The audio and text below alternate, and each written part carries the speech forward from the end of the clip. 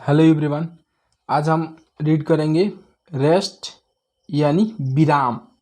Rest यानी विराम, यदि कोई वस्तु अपने ही जगह पर खड़ी हो यानी विराम में है, ठीक है ना। उसके बाद से हम मोशन यानी, और मोशन की बात करें यानी गति की, तो गति क्या होता है? समय के साथ अगर कोई भी स्थिति में परिवर्तन होता है, समय के साथ अगर किसी भी स्थिति में परिवर्तन हो तो उसे मोशन कहा जाता है, यानी गति में वह वस्तु है, ठीक है ना। अब इसको हम भौतिकी के शाखा के क्षेत्र में इसको तीन भागों में बांटा गया है। तीन भागों में बांटा गया है, कौन कौन? स्थितिकी, गतिकी और डायनेमिक्स। तो स्थितिकी क्या है? तो इसके अंतर्गत हम लोग विराम के बारे में अध्ययन करते हैं, ठीक है। गतिकी, इसके अंतर्गत हम लोग मोशन यानी गति के बारे में अध्ययन करते हैं, ठीक। उसके बाद बात करते हैं डायनेमिक्स की। तो डायनेमिक्स क्या है? तो वह शाखा है जिसके अंतर्गत गति उत्पन्न होने वाले रीजन्स, जो कारण होते हैं, उसके बारे में अध्ययन करते हैं। वह शाखा कौन सा है? डायनेमिक्स, ठीक है। अगर किसी वस्तु में अलग अलग तीन तरह की गति पाई जाती है तो वह कौन कौन सी गति होती है? तो वह तीन तरह की गति है: स्थानांतरित गति, चक्रीय गति, आवर्त गति। तीन तरह की गति पढ़ेंगे। वैसे तो मोशन जैसे 5 प्रकार का पढ़ा जाता है। जैसे पहला आपका यह होगा जिसको कहा जाता है लीनियर मोशन, ठीक है ना। यहाँ ध्यान देंगे, लीनियर मोशन यानी रैखिक गति।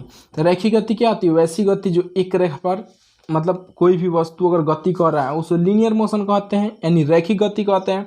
उसके बाद से सर्कुलर मोशन। सर्कुलर मोशन क्या होता है? यह वृत्तीय गति होता है। इसको समझने के लिए एक इस पर कोई एक्सिस नहीं होता है, यानी एक ही जगह पर यह गति करता रहता है, ठीक है ना। तो इसको वृत्तीय पथ पर गति करता है, इसलिए इसे सर्कुलर मोशन कहा जाता है।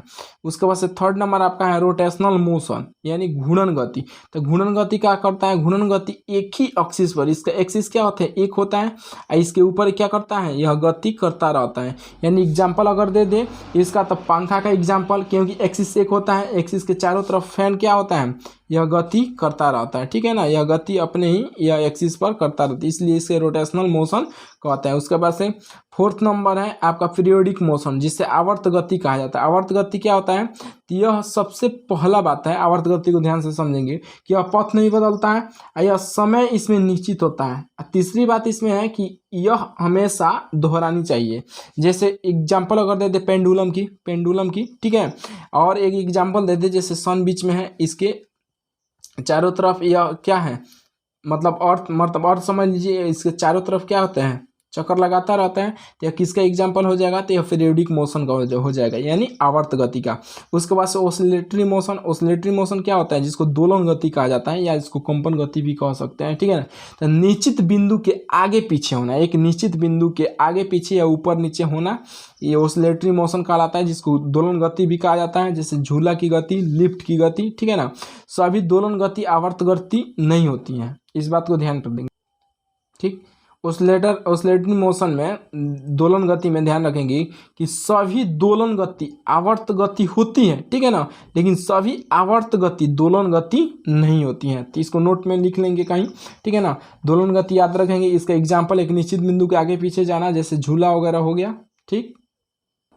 उसके बाद आइए समझते हैं डिस्टेंस और डिस्प्लेसमेंट। आप पढ़े होंगे डिस्टेंस के बारे में, जिसको दूरी कहा जाता है, डिस्प्लेसमेंट विस्थापन कहा जाता है।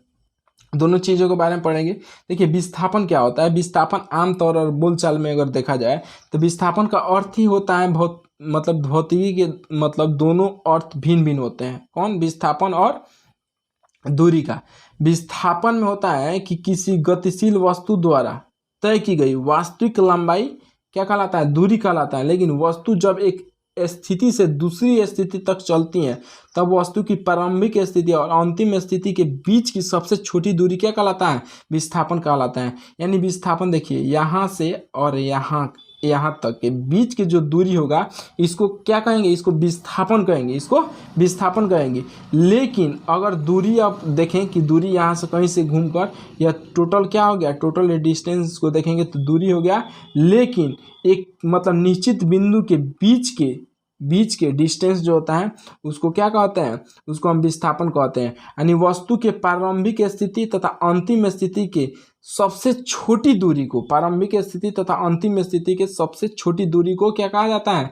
विस्थापन कहा जाता है, ठीक है। उसके बाद से यदि वस्तु सरल रेखा के मार्ग पर बिना दिशा परिवर्तन किए चले तो तय की गई दूरी तथा विस्थापन दोनों क्या होंगे, बराबर होंगे। इस बात को याद रखेंगे। किसी गतिशील वस्तु द्वारा तय की गई दूरी क्या होती है, शून्य नहीं हो सकता है, परंतु उसका विस्थापन शून्य हो सकता है। यानी किसी गतिशील वस्तु है, उसके द्वारा तय की गई दूरी क्या होगा, शून्य नहीं हो सकता। मान लीजिए कि इस बिंदु प्रारंभिक बिंदु या अंतिम बिंदु हो गया, तो यहाँ से यहाँ जाने के लिए यह इसकी दूरी क्या होगी, शून्य तो कभी नहीं हो सकती है, हो सकती है नहीं। इसके बीच के जो डिस्टेंस बचा उसको विस्थापन कहेंगे। लेकिन एक बिंदु यहाँ है, इसी बिंदु से घूमकर फिर इसी बिंदु पर चले आना, तो इसका तो विस्थापन क्या हो जाएगा, शून्य हो जाएगा।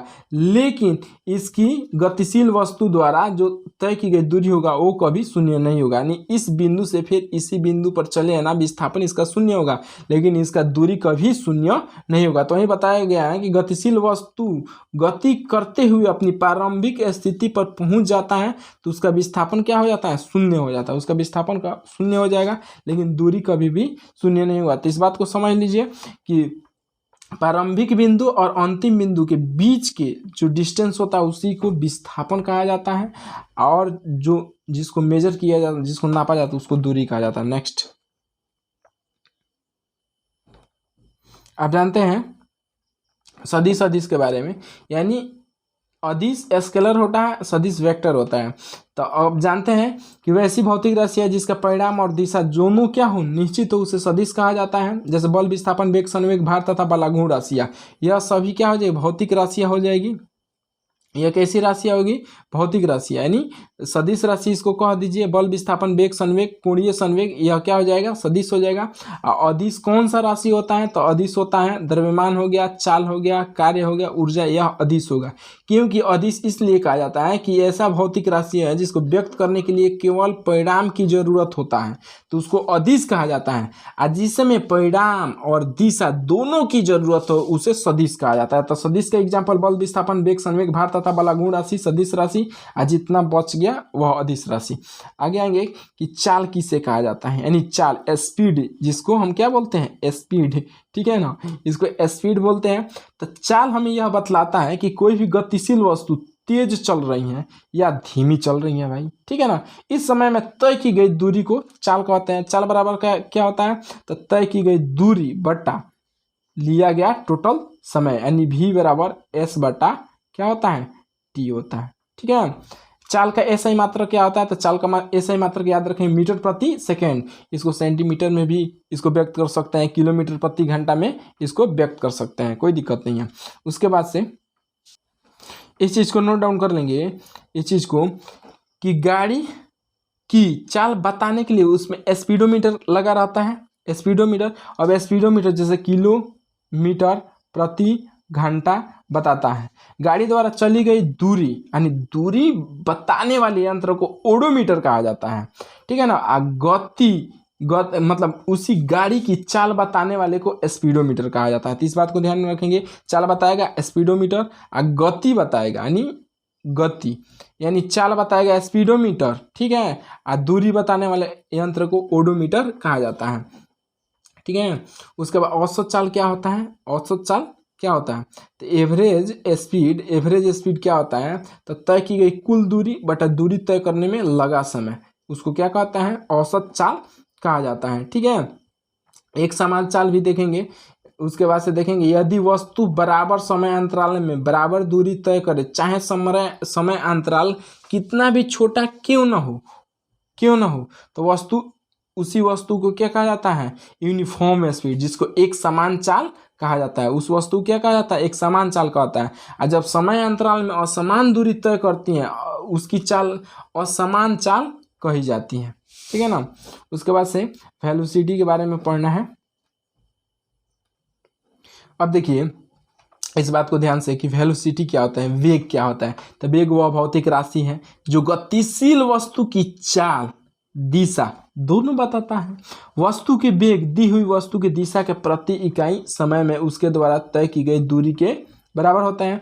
यानी वेलोसिटी कहा जाए वेग बराबर तो दी हुई दिशा में चली गई दूरी होता है और लिया गया समय होता है। यानी वेग बराबर विस्थापन बटा समय, यानी v बराबर s बाई टी, ठीक है ना, v बराबर एस बाई टी। यानी अगर आपको एग्जाम्पल एक बताए वेलोसिटी का तो एग्जाम्पल वही होगा, वेग की दिशा, वेग की दिशा बताता है। यानी कोई वस्तु है जो 60 किलोमीटर की रफ्तार से चल रहा है और वही मतलब वही वस्तु यानी वही गाड़ी पटना की तरफ 60 किलोमीटर की तरफ से चल रहा है। यानी तो सबसे पहले पटना की तरफ चल रहा है तो दिशा बता रहा है कि पूरब की दिशा की ओर चल रहा है, और उसके बाद से 60 किलोमीटर प्रति घंटा जो है 60 किलोमीटर, यह किसकी जानकारी दे रहा है, यह वेग की जानकारी दे रहा है कि यह वस्तु या गाड़ी 60 किलोमीटर प्रति घंटा पूरब की ओर चल रहा है। इसलिए कहा जाता है वेग वह भौतिक राशि है जो गतिशील वस्तु की चाल और दिशा दोनों बताता है। आया समझ में, गतिशील वस्तु को वेग क्या बताता है, चाल और दिशा दोनों बताता है। उसके बाद से वेग का एसआई मात्रक वही होता है जो चाल का होता है, ठीक है ना। यह दोनों भौतिक राशि में अंतर यह है कि चाल एक अदिश राशि है तथा वेग एक सदिश राशि है। इसको नोट डाउन करेंगे कि वेग जो है वह क्या है, तो वेग एक सदिश राशि है और चाल एक अदिश राशि है। इसको ध्यान में रखेंगे। अब देखिए वेग हो गया, यह समझ में आ गया कि इसमें क्या डिफरेंस होता है, ठीक है ना। अब गतिशील वस्तु का चाल वेग बराबर होंगे जब वस्तु सीधी रेखा में चलेगी तब। अगर वस्तु सीधी रेखा में नहीं चल रहा है तो उसका चाल और वेग बराबर कभी नहीं होंगे। गतिशील वस्तु का औसत चाल कभी शून्य नहीं होता है, उसका औसत वेग ही शून्य होता है। गतिशील वस्तु का औसत चाल कभी शून्य नहीं होता है, उसका औसत वेग ही शून्य होता है।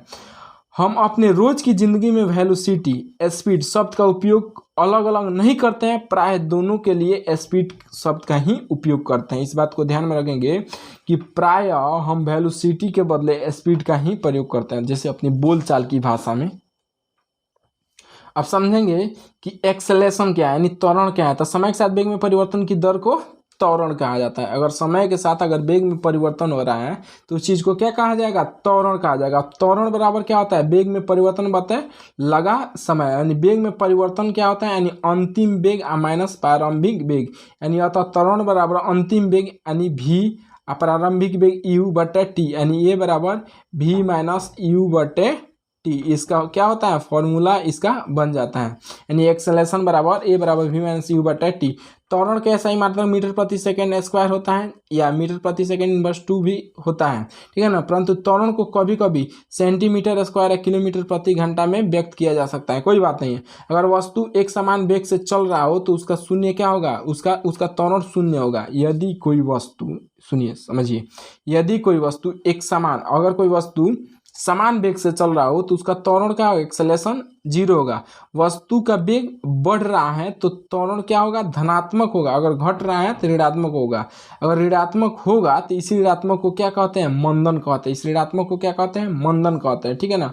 अब देखिए कि अगर वस्तु सीधी रेखा में चल रही है समान समय अंतराल में, उसका वेग समान दर से बढ़ता है, परंतु वस्तु समान त्वरण उत्पन्न करेगा। एक समान त्वरण के लिए एक एग्जांपल है, इसको समझेंगे। एक्सेलेरेशन एंड त्वरण क्या होता है, त्वरण स्वतंत्र रूप से गिरती हुई वस्तु पर लागू होता है। सड़क की ढाल पर अगर वस्तु मतलब कोई भी अगर आदमी साइकिल चला रहा है और सवार अगर पैर मतलब पॉडिल नहीं मारे तो वायु के प्रतिरोध के वह नगण्य होगा, यानी धीरे धीरे धीरे लुढ़कता जाएगा, ठीक है ना, मतलब आगे बढ़ता जाएगा। अनंत समतल से नीचे लुढ़कती हुई गेंद का एग्जाम्पल देख लीजिए, यह त्वरण की गति का एग्जाम्पल है। त्वरण देखिए एक समान त्वरण की गति का एग्जाम्पल है। इस बात को ध्यान में रखेंगे कि हम बता क्या रहे हैं, तो एक समान गति के त्वरण के बारे में बता रहे थे, ठीक है। अगर समान समय अंतराल में वस्तु का वेग असमान रूप से परिवर्तित होता है तो वस्तु में असमान त्वरण उत्पन्न होगा। अगर समान समय अंतराल है, ठीक है, लेकिन असमान रूप से परिवर्तित होता है तो वस्तु में असमान एक्सेलेरेशन उत्पन्न होगा। एग्जाम्पल के लिए अगर भीड़ भाड़ में अगर कोई गाड़ी है या मोटरसाइकिल है तो उसका गति देखते हैं, कभी रुकती है चलती है, रुकती है चलती है। लेकिन वहीं इसका एग्जाम्पल दिए एक समान त्वरण का एग्जाम्पल कि वह क्या होता है, अनंत से आती हुई कोई वस्तु नीचे लुढ़कती है, यानी गेंद वगैरह हो गया, नीचे धीरे धीरे धीरे धीरे वह लुढ़कती रहती है, ठीक है ना। उसके बाद एक समान गति के त्वरण के इक्वेशन देख लीजिए।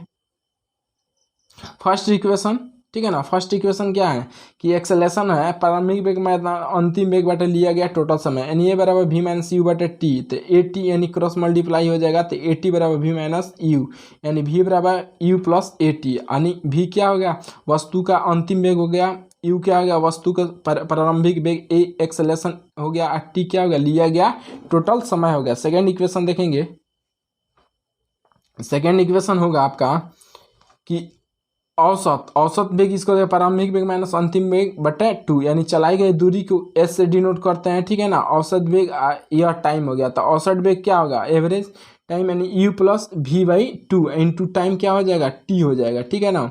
यानी हो जाएगा u plus v by 2 into time हो जाएगा एस इक्वल इतना हो जाएगा। यह क्या करेंगे, यह u plus v, u plus मतलब यह क्या हो जाएगा, यह यू हो जाएगा, उसके बाद से u प्लस 80 बट्टा क्या हो जाएगा 2 हो जाएगा, ठीक है ना। उसके बाद से टाइम क्या हो जाएगा t बराबर v प्लस यू प्लस 80, ठीक है ना। तो क्रॉस मल्टीप्लाई हो जाएगा तो इतना हो जाएगा, लास्ट इसका कितना हो जाएगा s बराबर U T plus half A T square. इसे नोट कर लेंगे, s बराबर U T plus half A T square. इसका थर्ड इक्वेशन देखेंगे, third equation of motion v बराबर यू प्लस 80, v बराबर यू प्लस 80, s बराबर U T plus half A T square. अब बात करेंगे हम फोर्स की यानी बल के बारे में। तो यदि कोई वस्तु गति से लाने हेतु दबाया या खिंचाव पड़ता है तो दबाव अथवा खिंचाव को ही क्या कहा जाता है, बल कहा जाता है। बात समझ रहे हैं। हमें दैनिक जीवन में बहुत सारे बल के हम अपने ऊपर बल की एग्जाम्पल देते हैं। जैसे किसी चीज़ को अगर पुश कर रहे हैं, खींच रहे हैं, उठा रहे हैं, तान रहे हैं, ऐंठ रहे हैं, तो इन सब के रूप में हम किसका प्रयोग कर रहे हैं, बल का प्रयोग कर रहे हैं। बल के बारे में हमें पूर्ण रूप से सही जानकारी तब प्राप्त हुई जो न्यूटन साहब ने गति के नियम दिए, यानी न्यूटन ने गति संबंधित नियम दिया, तो न्यूटन के गति से ही बल की परिभाषा निकली। पहले बल को देखा तो नहीं जा सकता, परंतु बल को तो कोई देख नहीं सकता है, ठीक है ना, परंतु बल के प्रभाव को हम देख सकते हैं। इसका इफेक्ट जो होता है ना हमारे ऊपर, उसको हम देख सकते हैं। तो बल किसी वस्तु पर लगकर उसके 5 तरह के प्रभाव उत्पन्न करते हैं। कौन कौन से, तो पहला प्रभाव होगा कि बल क्या होगा, अकॉर्डिंग टू न्यूटन्स लॉ, पहला क्या होगा, यदि कोई वस्तु विराम में हो तो उसको क्या कर देगा, बल लगाकर उसको गति। यदि कोई सड़क पर कोई वस्तु, कोई गाड़ी खड़ी हो तो उसको फोर्स लगाकर उसको गति में कर सकते हैं, या कोई अगर वस्तु गति हो तो उसको ब्रेक लगाकर विराम में कर सकते हैं। गति वाली वस्तु को परिवर्तन कर सकते हैं।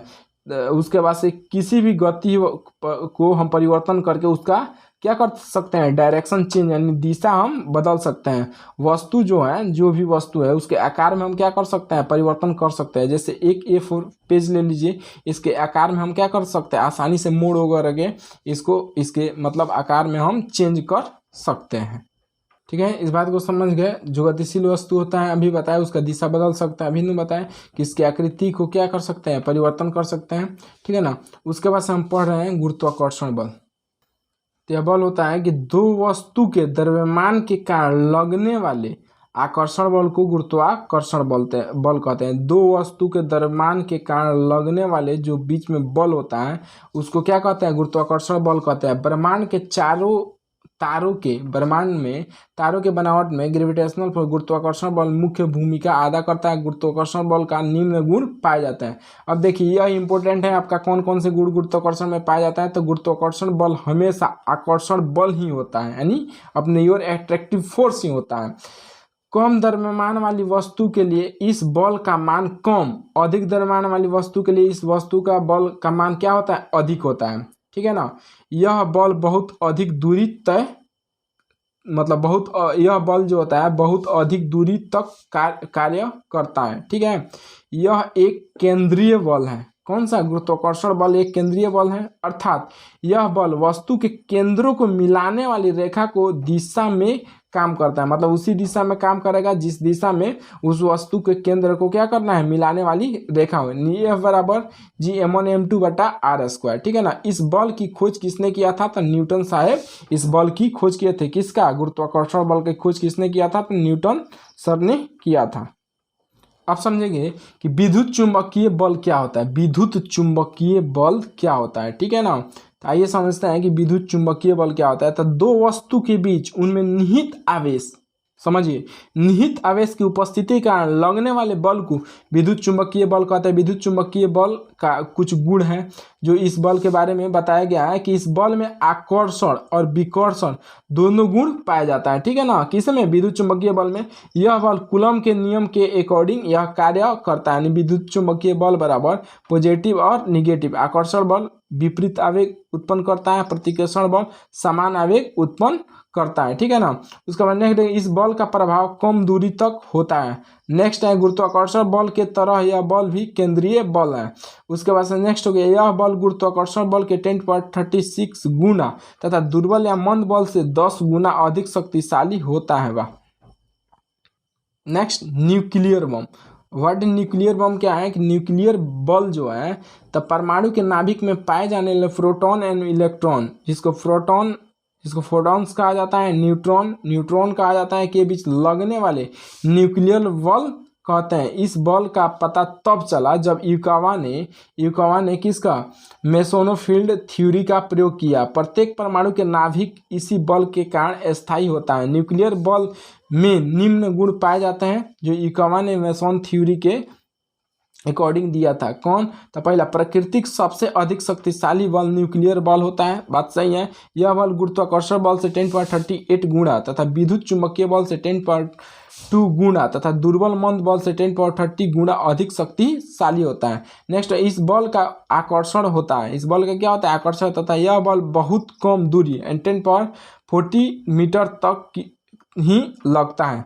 उसके बाद से यह केंद्रीय बल नहीं है, यह अकेंद्रीय बल है। पहले तो केंद्रीय बल है। कौन? न्यूक्लियर जो बल है एक केंद्रीय बल नहीं है, अकेंद्रीय बल है। नेक्स्ट हो गया, यह बल परमाणु के नाभिक पर पाए जाने वाले आवेश पर निर्भर करता है। यह बल किस पर डिपेंड होता है? तो परमाणु के नाभिक पर पाए जाने वाले आवेश पर यह निर्भर करता है। इसका फिगर बताया गया। प्रोटॉन और इलेक्ट्रॉन साइड में इसका मतलब वृत्तीय पथ पर इलेक्ट्रॉन क्या होता है? चक्कर लगाते हैं, से प्रोटॉन्स हैं। इसको पॉजिटिव रहेगा। न्यूटन मतलब आवेश नहीं होता है। परमाणु यह विस्फोट कर सकता है। नेक्स्ट एक बल का नाम आता है जिसका नाम है दुर्बल या मंद बल, जिसको वीक फोर्स कहा जाता है। इसके डिफिनेशन होता है, जब परमाणु के इलेक्ट्रॉन, प्रोटॉन, न्यूट्रॉन आपस में प्रतिक्रिया करते हैं तो पॉजिट्रॉन, एंटी न्यूट्रॉन जैसे कण उत्सर्जित होते हैं। इन अतिरिक्त कणों का उत्सर्जन दुर्बल या मंद बल के कारण होता है। दुर्बल बल में निम्न गुण पाए जाते हैं।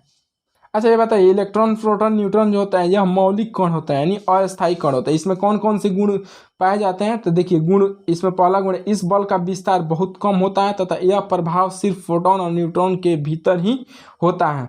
नेक्स्ट है, यह बल गुरुत्वाकर्षण बल के 10⁻35 गुना अधिक शक्तिशाली होता है। उसके बाद से नेक्स्ट है संतुलित बैलेंस फोर्स। उसके बाद से अनबैलेंस फोर्स, यानी असंतुलित बल तथा संतुलित बल। तो देखिए किसी वस्तु पर कार्यरत सभी बल के परिणामी शून्य होता है। इसका रिजल्टेंट क्या? तो शून्य होता है। बलों को संतुलित बल कहा जाता है। ठीक है ना। संतुलित बल किसी वस्तु पर लगता है तो उस वस्तु की स्थिति में कोई परिवर्तन नहीं होता है, उस वस्तु की स्थिति में कोई परिवर्तन नहीं होता तथा ऐसा प्रतीत होता है कि वस्तु पर कोई बल लगा ही नहीं है। इसको क्या जाता है? बैलेंस्ड फोर्स कहा जाता है, यानी इसको संतुलित बल कहते हैं। किसी वस्तु पर प्रभाव डालने वाले बलों का परिणामी यदि शून्य नहीं होता है तो बलों का असंतुलित बल कहा जाता है। यानी किसी वस्तु पर प्रभाव डालने पर परिणामी यदि शून्य नहीं होता है तो इसको क्या कहा जाए? असंतुलित बल कहा जाए। असंतुलित बल लगने पर वस्तु की स्थिति बदल जाती है, अर्थात यह बल उत्पन्न प्रभाव से हम स्पष्ट रूप से देख सकते हैं। ठीक है ना। आम बोलचाल की भाषा में अगर बल शब्द का उपयोग करते हैं तो बल क्या होगा? असंतुलित बल होगा। परंतु असंतुलित बल शब्द का प्रयोग नहीं करते हैं तो न्यूटन की गति में जितना बार बल का उल्लेख होता है तो उसे असंतुलित बल ही होता है। ठीक, इसको कहा जाता है संपर्क तथा असंपर्क, यानी नॉन कॉन्टेक्ट बल यानी कॉन्टैक्ट बल। ठीक है ना। देखिए संपर्क बल होता है, स्पर्श जो बल होता है, यानी स्पर्श बल वह बल होता है जिसको आरोपित करने हेतु वस्तु स्पर्श मतलब वस्तु को क्या करता है? स्पर्श करना पड़ता है। जैसे पेशीय बल हो गया, तनाव बल हो गया, अविलंब बल हो गया। ठीक है ना। और घर्षण बल हो गया। इसमें स्पर्श करने पर यह बल आपको ऐसा कुछ बल बिना स्पर्श किए हुए आरोपित हो जाता है तो उसको असंपर्क बल कहा जाता है। जैसे चुंबकीय बल, स्थिर विद्युत बल, गुरुत्वाकर्षण बल। उसके बाद ये सबसे मजेदार टॉपिक है कि न्यूटन के प्रथम गति के नियम क्या है। था अगर वस्तु विराम में है तो विराम में रहना चाहती है, अगर वस्तु गति में है तो गति में रहना चाहती है, ठीक है ना। यदि कोई उस पर बल आरोपित नहीं किया जाए तब। अब न्यूटन का प्रथम गति के नियम इटली के महान वैज्ञानिक गैलीलियो ने जड़त्व के नियम के समान माना था, जिसके कारण प्रथम गति के नियम को जड़त्व का नियम भी कहा जाता है। जड़त्व जिसे इनर्शिया कहा जाता है। जड़त्व वस्तु का वह गुण है जिसके कारण स्थिर वस्तु स्थिर तथा गतिशील वस्तु गतिशील रहना चाहती है। जड़त्व के द्रव्यमान पर निर्भर करता है। अधिक द्रव्यमान वाली वस्तु का जड़त्व अधिक होता है तथा कम द्रव्यमान वाली वस्तु का जड़त्व कम होता है। अधिक द्रव्यमान वाली वस्तु का जड़त्व अधिक होता है तथा कम द्रव्यमान वाली वस्तु का जड़त्व क्या होता है, कम होता है। अब जड़त्व तीन प्रकार के होते हैं। स्थिर जड़त्व, ठीक है ना। स्थिर जड़त्व के कारण वस्तु स्थिर रहना चाहती है।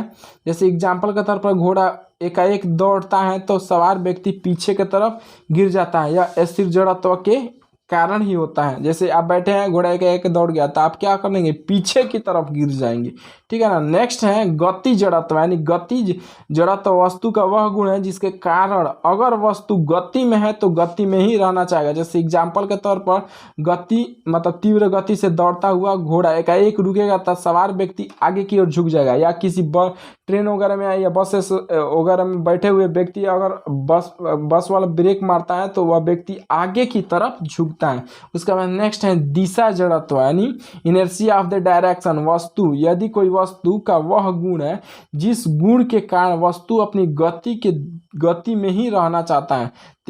इसका एग्जाम्पल होगा तीव्र गति से घूमते हुए पहिए में लगा कीचड़ स्पर्शीय रूप से छिटकते रहते हैं, ठीक है ना।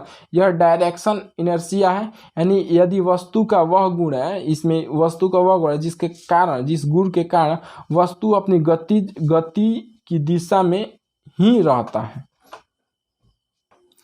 न्यूटन के पहला गति के नियम की परिभाषा, ठीक है।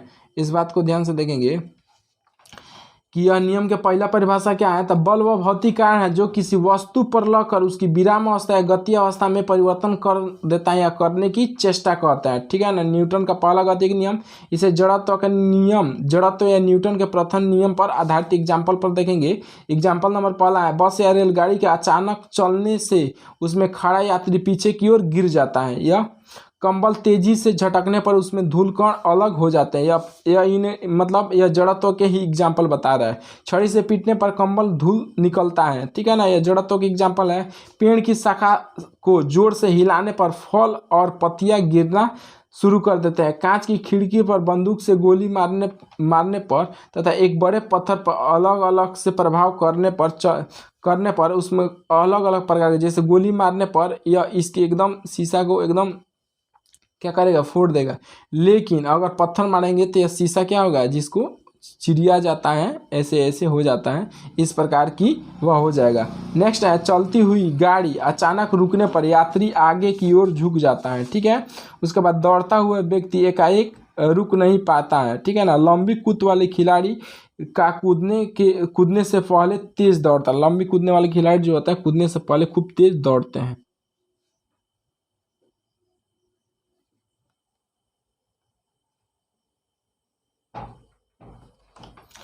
एक समान वेग से चल रही रेलगाड़ी से ऊपर की ओर उछाली गई गेंद उछालने के हाथों में ही लौट आता है, ठीक है ना।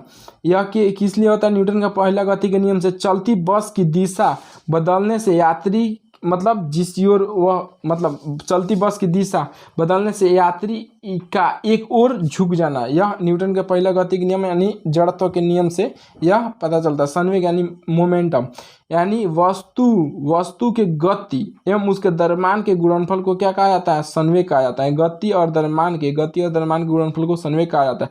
अगर वस्तु गति में न होकर विराम में हो तो उसका संवेग क्या होगा, शून्य हो जाएगा। अगर वस्तु गति में न होकर विराम में हो तो उसका संवेग शून्य हो जाएगा। यानी संवेग बराबर द्रव्यमान गुणे वेग, यानी P बराबर mv। यानी संवेग का SI मात्रक kg मीटर प्रति सेकेंड होता है। संवेग का SI मात्रक क्या होता है, kg मीटर प्रति सेकेंड। संवेग में परिवर्तन की दर अल्फा वर्ग होता है, mv माइनस mv बटे t, यानी f हो जाता है, ठीक है ना।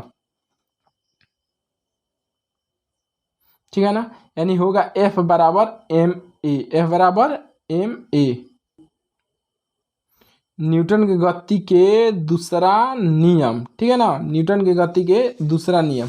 यदि किसी वस्तु के संवेग में परिवर्तन की दर उस पर लगाए जाने वाले बल के समानुपाती होता है तथा यह परिवर्तन बल के दिशा में होता है। न्यूटन के द्वितीय गति के नियम बल एवं संवेग के बीच के संबंध को क्या बताता है, रिलेशन बताता है। इसी संबंध से बल की मतलब व्यंजक प्राप्त होता है। द्वितीय गति के नियम बराबर बल बराबर द्रव्यमान गुणे त्वरण, नहीं इसमें भी F बराबर m है। बल का सही मात्रक केजी मीटर प्रति सेकेंड, बल का ए सही मात्रक केजी मीटर प्रति सेकेंड स्क्वायर होता है। महान वैज्ञानिक न्यूटन के समान में इसे रखा गया। न्यूटन के दूसरे गति के नियम पर आधारित एग्जाम्पल है कौन कौन से, कराटे की खिलाड़ी द्वारा एक प्रहार से ईंट का समूह क्या होता है, टूट जाता है, ठीक है ना। नेक्स्ट है कि ऊंची कूद के खिलाड़ी गिरने की जगह पर स्पंज के गद्दे क्यों रख देते हैं, कच्चे फर्श के तुलना में पक्के फर्श पर गिरने पर अधिक चोट लगता है। बॉल को कैच करने से खिलाड़ी अपने हाथ पीछे की ओर खींच लेते हैं। डॉक्टर के सामने बॉक्सर के पंच के प्रभाव को कम करने हेतु सिर पीछे कर लेता है, ठीक है ना। जैसे आप खेल रहे हैं, उसके बाद से बॉल आ रहा है, उधर से क्रिकेट खेल रहा है तो बॉल आप क्या करेंगे, थोड़ा सा हाथ पीछे करेंगे, उसके बाद से कैच को पकड़ेंगे।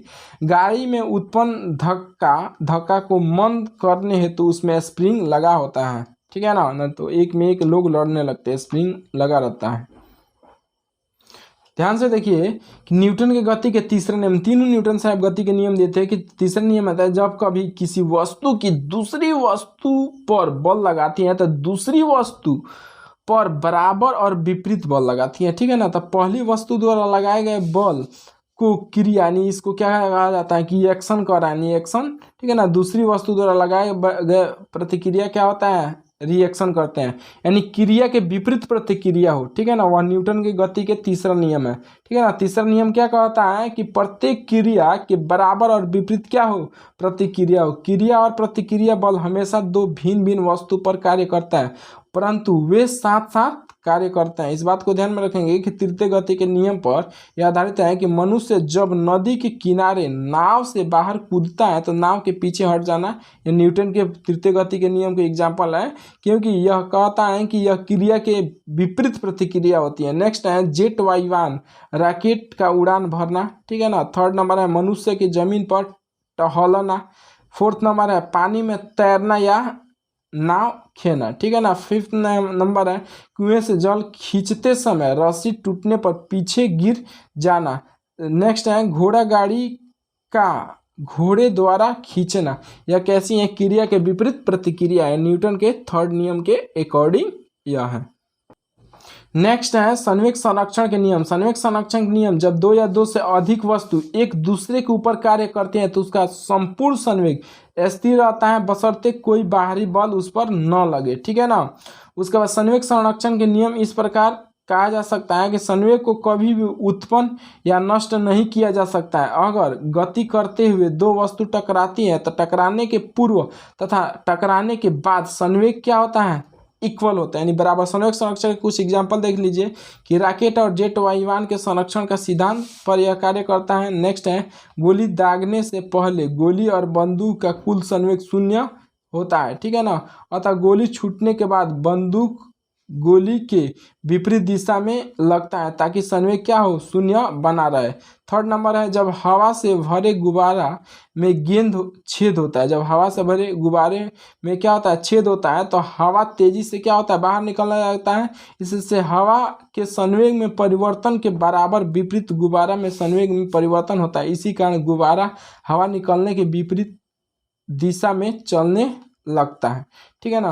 तो संवेग संरक्षण का यह क्या हो गया, नियम हो गया। संवेग संरक्षण का नियम यही कहता है कि इसमें क्या हो, तो संवेग को कभी भी उत्पन्न नहीं किया जा सकता है, नहीं इसे नष्ट किया जा सकता है, नहीं इसे टकराने से पूर्व तथा टकराने के बाद संवेग यह इसका क्या होता है, इक्वल होता है। यहाँ से कुछ न्यूमेरिकल प्रॉब्लम्स हैं, ठीक है ना। इस न्यूमेरिकल प्रॉब्लम को एक एक करके देखेंगे। बहुत सारे न्यूमेरिकल्स हैं, ठीक है ना। तो इसको बढ़िया से एक एक करके हम लोग न्यूमेरिकल्स को सॉल्व करेंगे। उसके बाद से इसका कुछ क्वेश्चन आंसर है, क्वेश्चन आंसर को हम देखेंगे।